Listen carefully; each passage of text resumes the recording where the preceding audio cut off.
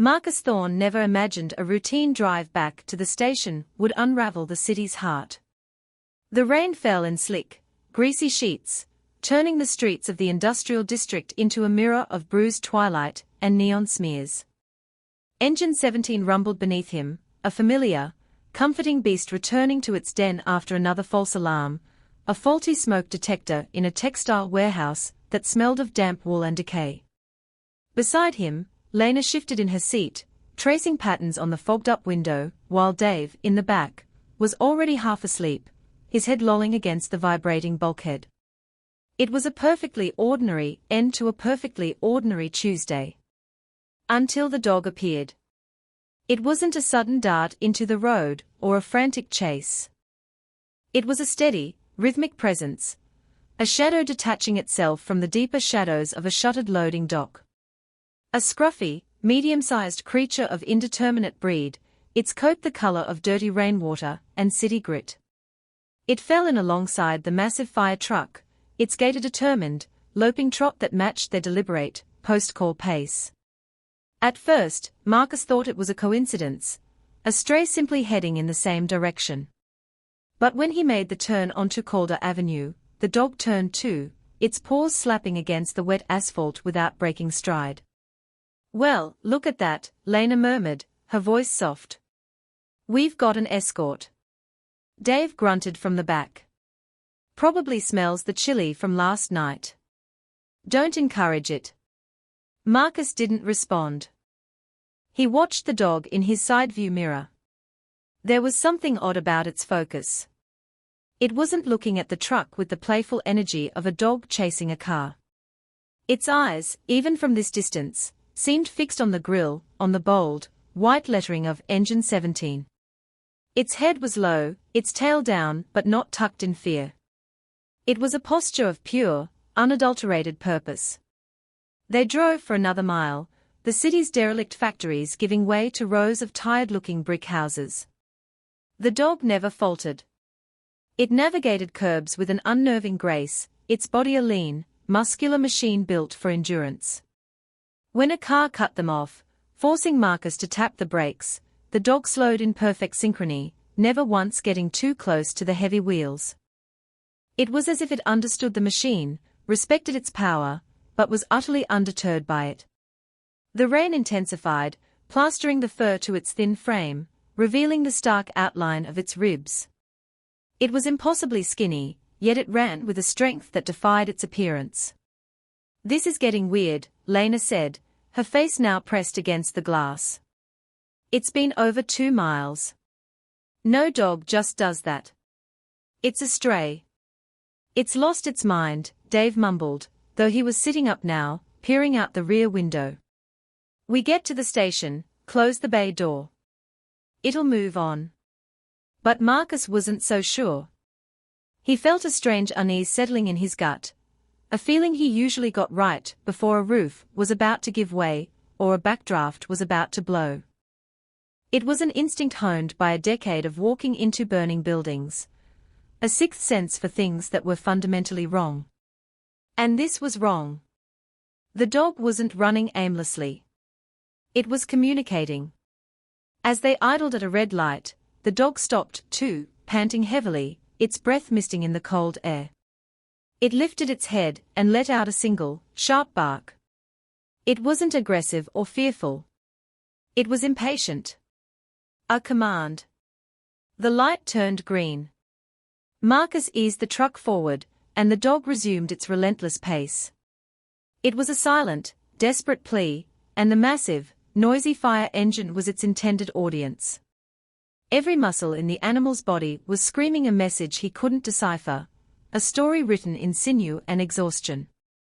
He watched its reflection, a ghostly companion in the rain-streaked mirror, and felt an invisible thread tighten between them.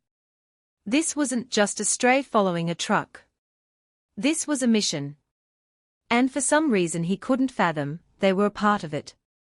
What could a creature so small and forgotten possibly want from a machine of steel and sirens?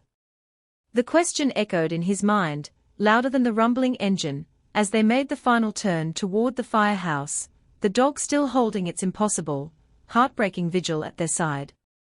They pulled into the station's apron, the familiar scent of diesel and clean concrete a welcome anchor after the dreary drive. As the bay door began its slow, grinding ascent, the dog finally broke its formation. It didn't run off, as Dave had predicted. Instead, it stumbled to a halt just beyond the threshold, its legs trembling violently from exertion. Its body sagged, and with a low whine, it collapsed onto the wet ground, its flanks heaving.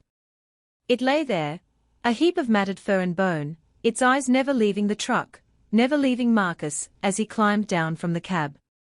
The rain dripped from its muzzle, forming a small, dark puddle on the pavement. The sheer, raw exhaustion of the animal was a physical presence in the air.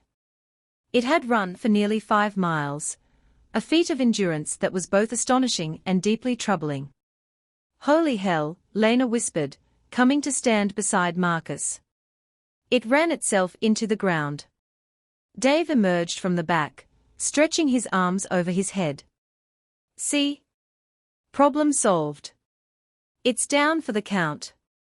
We call animal control, they come pick it up." End of story. He tried to sound dismissive, but even he was staring at the dog with a flicker of something that looked like awe. Marcus shook his head slowly. "No. Not animal control. Not yet." He walked cautiously toward the dog. It watched him approach, its amber eyes wary but intelligent. There was no growl, no bared teeth. Just a profound, soul-deep weariness. He knelt a few feet away, the cold damp of the concrete seeping through the knee of his turnout pants.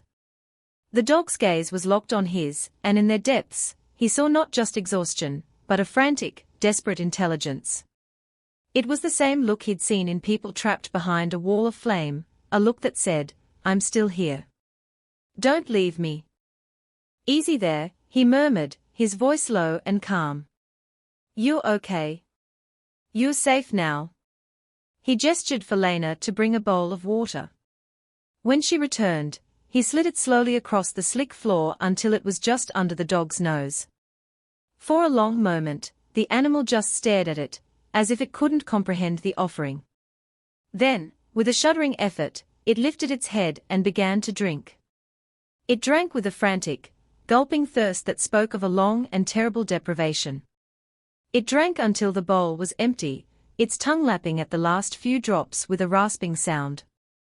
The water seemed to give it a renewed, albeit fragile, spark of life. It took a few deep breaths, its trembling subsiding slightly. Marcus had expected it to curl up and sleep, to finally surrender to the exhaustion that had so clearly overwhelmed it. But it didn't. Instead, it did something that sent a chill down his spine. With another low whine, the dog struggled back to its feet, its legs still shaking.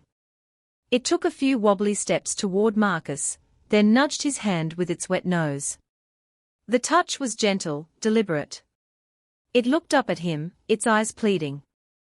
Then it turned, limped back toward the open bay door, and looked back over its shoulder.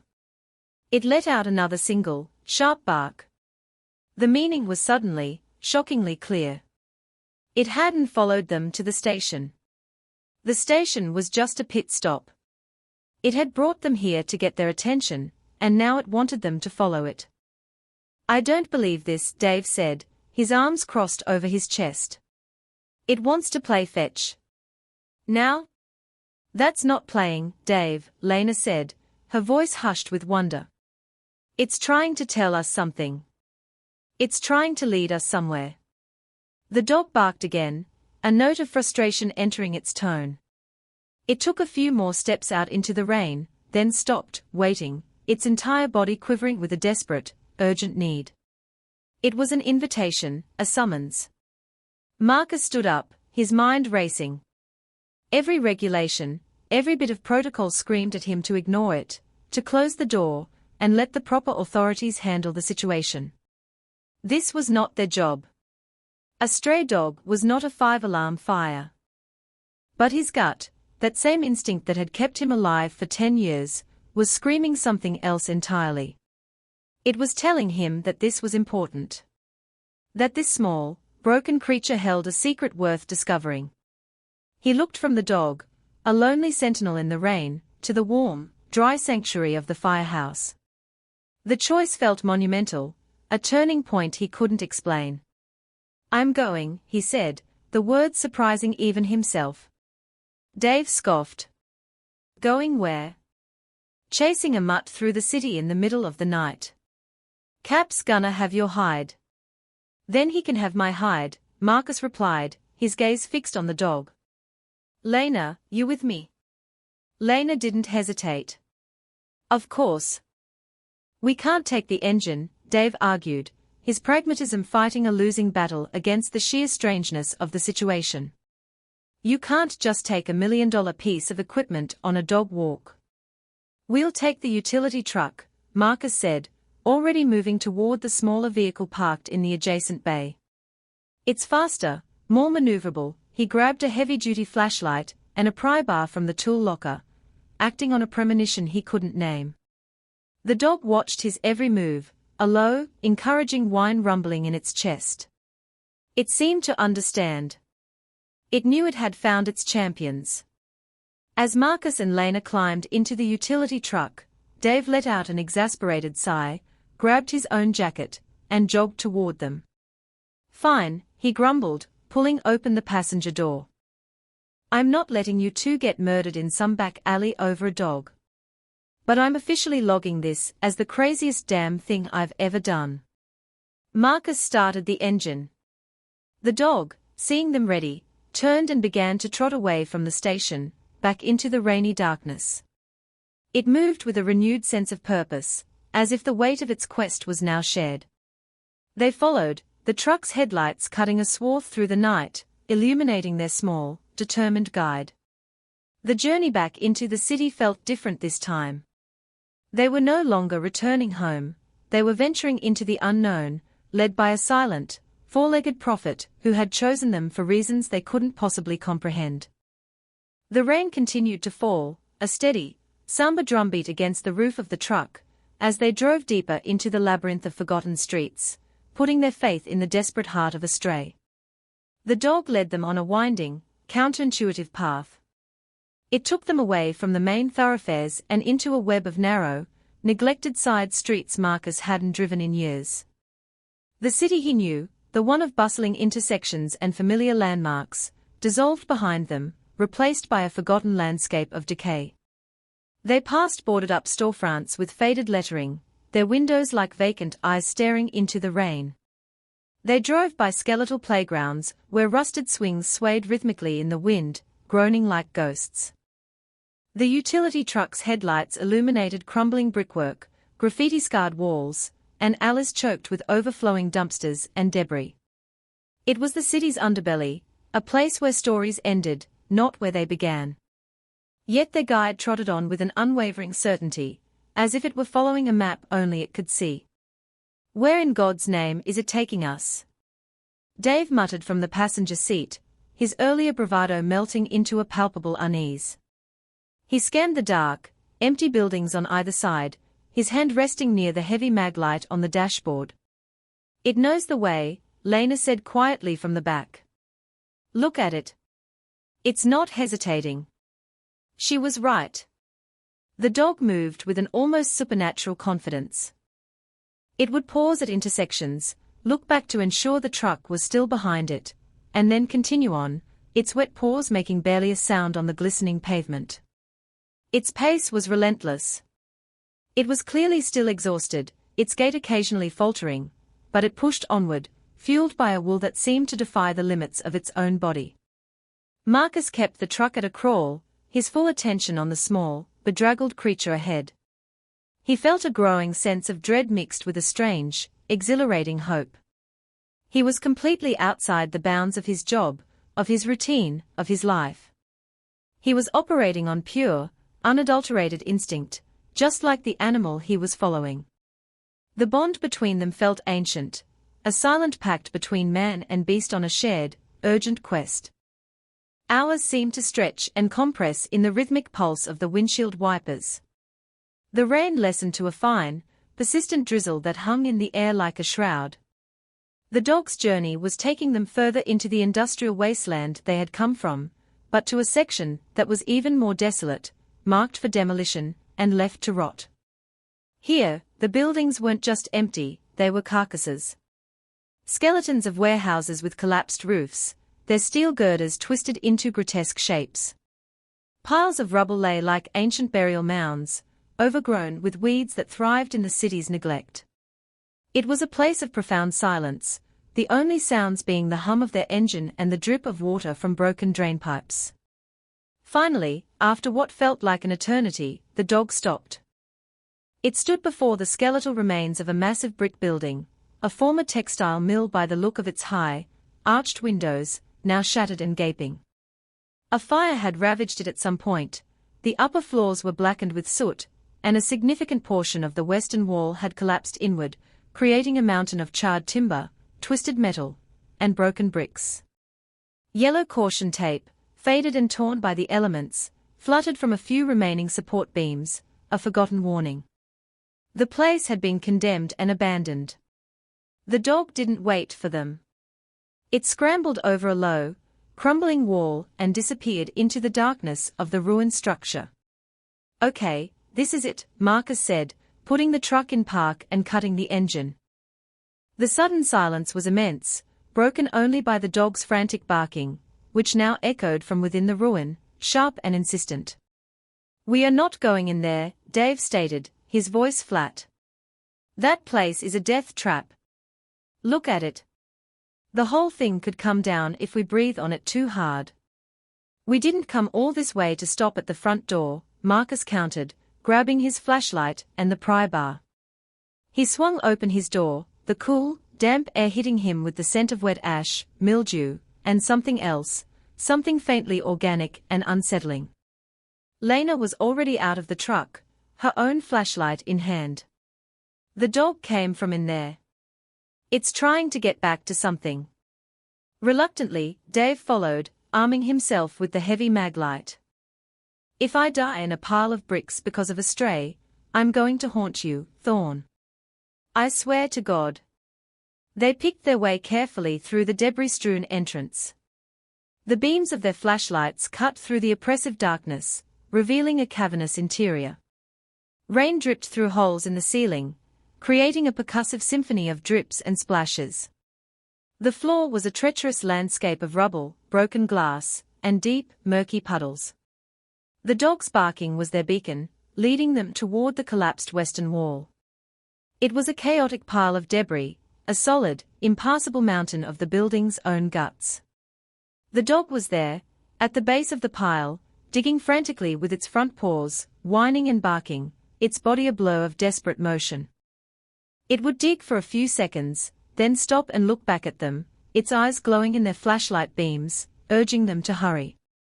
Marcus approached the pile, shining his light on the area where the dog was digging. It was a dense tangle of splintered beams, heavy chunks of concrete, and twisted rebar. There was no obvious opening, no clear path through. "What is it, girl?" he murmured, kneeling beside the frantic animal. "What are you trying to show us?" As he got closer, he heard it. At first, it was so faint he thought it was the wind whistling through a broken window pane, or the squeak of rusting metal. He motioned for Lena and Dave to be quiet, holding his breath and listening with every fiber of his being. The dog stopped digging, sensing his focus, and fell silent, panting. And then he heard it again, clearer this time. A sound that had no place in this dead, forgotten ruin. It was a whimper. A tiny, high-pitched, and utterly helpless sound. "Did you hear that?" Lena whispered, her eyes wide. Dave leaned in, his skepticism finally giving way to a dawning, horrified realization. "Oh, no. No way." The whimper came again, followed by another, then another. It wasn't just one. It was a chorus of faint, desperate cries coming from somewhere deep inside the mountain of rubble. The dog, hearing the sounds, began to bark again, a frantic, joyous sound this time. "You hear it? You finally hear it." Marcus shone his flashlight beam back onto the pile, his heart pounding in his chest. The dog wasn't just digging randomly. It was focused on a small gap beneath a massive, precariously balanced concrete slab, an opening barely large enough for a cat to squeeze through, and it was blocked by a jumble of smaller bricks and debris. The sounds were coming from behind it. They were trapped. Whatever was in there, they were alive, and their mother had just led a rescue team right to their tomb. He looked at the exhausted, hopeful dog, and then at the unstable pile of wreckage. The real work was just beginning. A wave of adrenaline surged through Marcus, sharpening his senses and washing away his fatigue. This was familiar territory. This was what he was trained for. Assessing a structure, identifying risks, and pulling life from the jaws of destruction. The pile of debris was a chaotic puzzle, and one wrong move could bring tons of concrete and steel crashing down, silencing the faint whimpers forever. He took a deep breath, the air thick with the dust of plaster and ash, and began to issue quiet, focused commands. "Lena, keep your light fixed on that slab right there," he said, pointing to the massive piece of concrete that formed the lintel of their makeshift tomb. "Watch for any shift, any dust falling. If it moves even a millimeter, you yell. Dave, you on lookout. Watch the ceiling, the support beams, anything above us. We need to know if the rest of this place is settling." Dave nodded, his face grim. He swept his mag light beam across the groaning, skeletal remains of the upper floor. "Got it." Marcus turned his attention back to the opening. The dog, sensing that help had finally arrived in a meaningful way, had stopped digging and was now watching him, its body trembling with a mixture of hope and anxiety. "Okay, girl," he whispered, giving its head a quick, reassuring pat. "We'll take it from here. You did good." He began to work, his movements slow and deliberate. He couldn't use the pry bar yet, the vibrations could be catastrophic. This had to be done by hand. He started with the smaller, looser bricks blocking the gap. Each one he lifted felt impossibly heavy, a potential trigger for a landslide. He carefully passed them to Lena, who set them down gently a few feet away, building a small, neat pile. The whimpering from within grew louder, more insistent, as if they could sense the subtle shift in the darkness, the promise of rescue. The sounds were a heartbreaking mix of puppy and something else. A higher-pitched, more delicate mewing sound was woven in with the canine cries. Marcus frowned, pushing the thought aside. One mystery at a time. He removed another brick, then another. Sweat beaded on his forehead, mingling with the grime and dust. His muscles, already tired from a long shift, began to ache with the strain of the controlled, careful movements. He could feel the immense weight of the slab above him, a silent, oppressive threat. The entire pile seemed to be held together by a fragile, terrifying equilibrium. Every piece he removed was a gamble. After several minutes of painstaking work, he had cleared a small tunnel, just wide enough for his arm. He paused, listening. The whimpering was right there, just beyond his reach. "I'm going to try to see what's in there," he said, his voice low. He lay on his stomach on the damp, gritty floor, the sharp edges of broken glass and rubble digging into him. He aimed his flashlight into the hole he'd made and slowly extended his arm into the darkness. The beam illuminated a small, protected void, a pocket of survival created by a lucky confluence of fallen beams. And what he saw inside made his breath catch in his throat. Huddled together on a bed of filthy rags and insulation was a wriggling, desperate pile of life. There were 4 puppies, their eyes barely open, their tiny bodies trembling. But that wasn't all. Curled up amongst them, seeking the same warmth, the same comfort, were 3 impossibly small kittens, their fur matted and thin. They were all there together, a bizarre and beautiful little family of orphans, shivering in the dark. The mother dog, peering over his shoulder, let out a soft, crooning whine, a sound of profound maternal love and anguish. She hadn't just been trying to save her own. She had been trying to save them all. "My God," Lena breathed, seeing the scene illuminated by the flashlight. She's been taking care of kittens, too. They must have been born around the same time, in the same spot, Marcus surmised, his voice thick with emotion. When the fire happened and this section collapsed, she got out, but they were all trapped. She's been trying to get back to them ever since. The realization hit them all with the force of a physical blow. The miles she had run, the exhaustion she had pushed through, it wasn't just instinct. It was love. A fierce, desperate love that transcended species. She had seen the fire truck, a symbol of help, of people who fight fires and save lives, and she had gambled everything on the hope that they would understand. Suddenly, a deep, groaning sound echoed from above. Dust rained down from the ceiling. "Marcus!" Dave yelled, his flashlight beam aimed at a massive steel I-beam that was visibly sagging. "That beam is shifting. We need to get out of here now." The crisis point had arrived. There was no more time for careful deliberation. The whimpers from inside the void turned to frightened yelps. Marcus had only seconds to make a choice. He couldn't widen the hole any further, the entire structure was too unstable. He would have to pull them out one by one through the narrow opening he'd already made. "Okay, girl," he said to the mother dog, his voice urgent. "I need your help. You have to trust me." He reached into the hole, his fingers gently closing around the smallest of the puppies. He pulled it out carefully and handed it to Lena. "Get it to the truck." "Go?" Lena scooped up the tiny creature and ran, her footsteps echoing in the vast, decaying space. The mother dog watched, whining, but she didn't interfere. She seemed to understand. She trusted him. As if to prove it, she nudged her head into the opening beside his arm and gently pushed another puppy toward his hand with her nose. It was an act of such profound faith that it almost broke him. "Good girl," he choked out, his throat tight. He pulled the second puppy out and passed it to Dave. "Your turn. Move." Dave took the puppy and sprinted for the exit. The groaning from above grew louder, more menacing. The building was dying around them.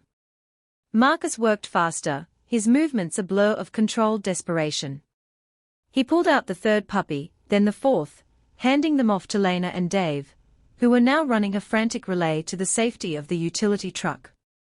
Now only the kittens remained. They were smaller, more fragile.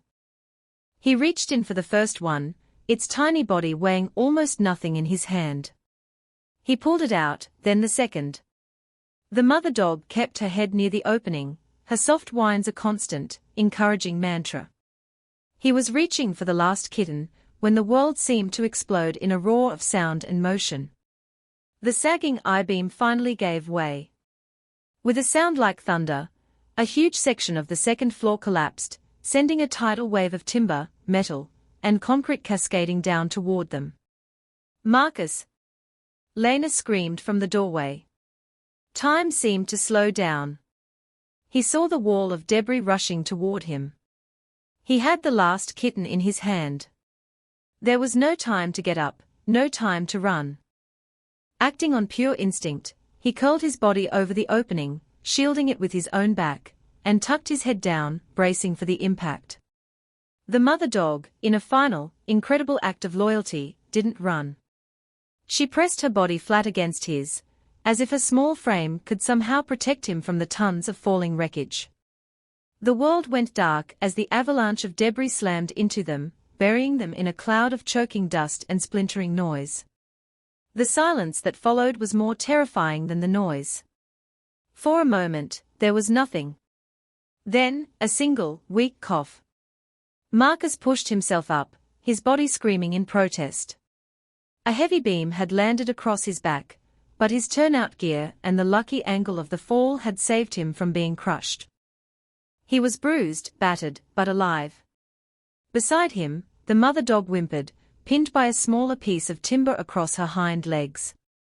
The last kitten was still clutched safely in his hand, mewing in terror. The opening they had worked so hard to create was now completely buried under a new mountain of rubble. They had gotten everyone out. Just in time. Marcus. Are you okay? Talk to me. Lena's voice was a frantic cry from the other side of the dust cloud. We're here, he yelled back, his voice hoarse. We're okay. The dog is hurt. It took them 10 agonizing minutes to dig him out. Dave used the pry bar with a strength born of terror, heaving aside chunks of concrete while Lena cleared the smaller debris. When they finally pulled him free, Marcus's first act was to check the kitten, which was miraculously unharmed. His second was to free the mother dog. Her leg was clearly broken, but she licked his hand, her tail giving a weak, grateful thump against the rubble.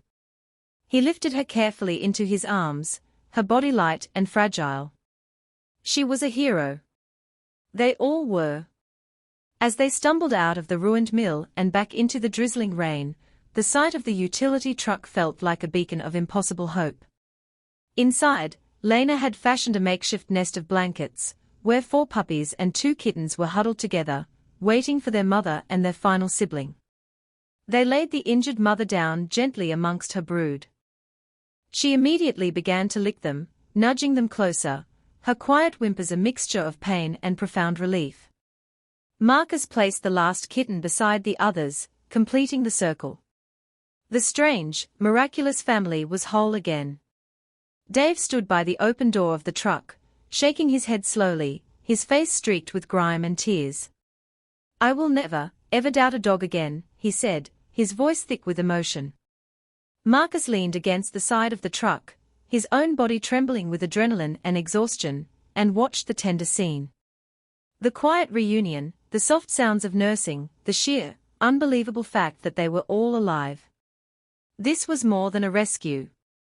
It was a miracle, orchestrated by the fierce, unwavering love of a creature who had refused to give up, who had run for miles to bring help, and who had trusted them with everything she had.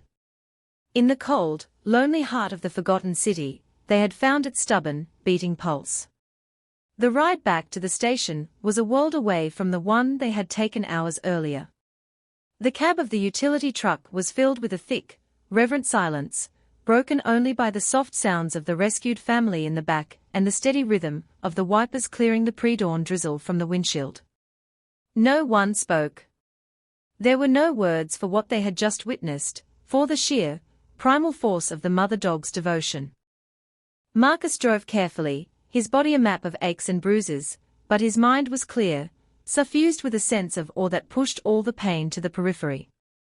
He glanced in the rearview mirror, seeing the faint outline of the dog curled protectively around her charges. He had a name for her now. Ember. A small, resilient spark that had refused to be extinguished by the darkness. When they pulled into the station, the main lights were on. Captain Miller was standing by the bay door, his arms crossed, his face a thundercloud of authority. He had clearly been woken by their unsanctioned departure. Marcus braced himself for the inevitable dressing down. He had broken a dozen regulations tonight. Thorn. My office. Now, Miller said, his voice a low growl, before his eyes fell on the blanket-filled box Lena was carefully lifting from the back of the truck. His expression faltered. He saw the tiny, squirming bodies, the injured mother, and the exhausted, grime-covered faces of his crew. The anger in his eyes softened, replaced by a dawning confusion, then something else. Understanding. Marcus spent the next 20 minutes in the captain's office, recounting the entire story, from the moment they first saw the dog to the collapse of the warehouse. Miller listened without interruption, his gaze never leaving Marcus's face. When he was finished, the captain leaned back in his chair and scrubbed a hand over his tired face. You took a city vehicle on an unauthorized run, entered a condemned and structurally unsound building without backup or proper equipment, and risked your lives, he said, his voice flat and official. He let the words hang in the air for a long moment. It's the finest piece of firefighting I've seen in 20 years. Don't ever do it again, a slow smile spread across his face. Now, let's go see about our guests. The firehouse had transformed. Word had spread, and the on-duty crew from the next shift had turned the station's common area into a makeshift animal triage center. Blankets were laid out, heating lamps were procured from storage, and someone had run to an all-night store for puppy and kitten formula. Ember, as she was now officially known, had been gently cleaned and her broken leg expertly splintered by a firefighter, who had been a vet tech before joining the force.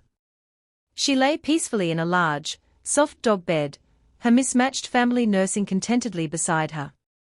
The tough, hardened firefighters of Station 17 knelt around the bed, their voices soft, their large, calloused hands gentle as they helped a struggling kitten latch on or stroked Ember's weary head. The sterile, masculine energy of the place had melted away, replaced by an atmosphere of profound tenderness and care.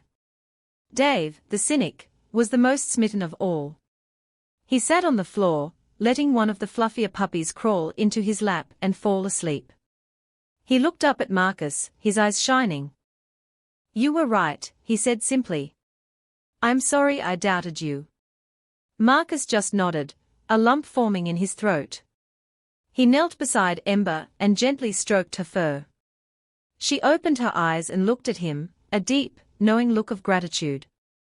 She licked his hand, a silent acknowledgement of the pact they had forged in the rain-soaked streets. In that moment, Marcus knew he couldn't let her go.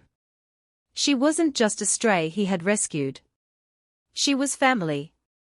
The next few days were a blur of coordinated compassion. A local no-kill shelter, with whom the station had a long-standing relationship, was called in. They were astounded by the story, calling Ember's cross-species maternal instinct one of the most remarkable things they had ever seen. They agreed to help find homes for all the puppies and kittens once they were old enough, but everyone at the station knew that Ember's home had already been found. Marcus officially adopted her the day her splint was put on. The adoption paperwork felt like a formality, a mere piece of paper to sanctify a bond that had been forged in crisis and trust. The rest of the little family found their homes within the Firehouse family. Lena adopted 2 of the kittens, naming them Cinder and Ash. Dave, to everyone's surprise, took one of the puppies, a small, boisterous male he named Pumper. The other animals were quickly claimed by other firefighters and their families, ensuring the entire miraculous brood would grow up safe and loved. Station 17 became known not just for its bravery, but for its compassion, the story of Ember and her rescue becoming a local legend, a testament to the idea that heroes come in all shapes and sizes. Months passed. The seasons turned. Ember's leg healed perfectly, leaving her with only a slight, endearing limp when she ran. She became the official station dog, a beloved fixture, who greeted the firefighters at the start of every shift and waited patiently for their safe return. She was a constant, living reminder of that incredible night, a symbol of hope and resilience. But her true home was with Marcus. They were inseparable. They spent their off-duty hours exploring parks, hiking trails, and simply sitting together in comfortable silence. She had filled a void in his life he hadn't even known was there. One crisp autumn afternoon, Marcus sat on a park bench, throwing a well-worn tennis ball for Ember. She bounded after it, her movements full of a joy and freedom that seemed impossible for the skeletal, exhausted creature, who had run beside his fire truck all those months ago. What began as a routine drive home from a false alarm had become the most real and transformative event of his life. He learned that night that instinct is a language older and more profound than words, that loyalty isn't bound by species, and that sometimes, the most important calls for help are the ones you can't hear on a radio. They are the ones you have to feel in your gut. Ember trotted back, the ball in her mouth, and dropped it at his feet. She looked up at him, her amber eyes full of unwavering love and trust. He smiled, rubbing her head.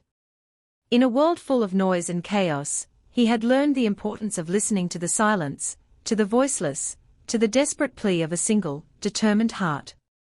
And in saving her, he had, in so many ways, saved himself.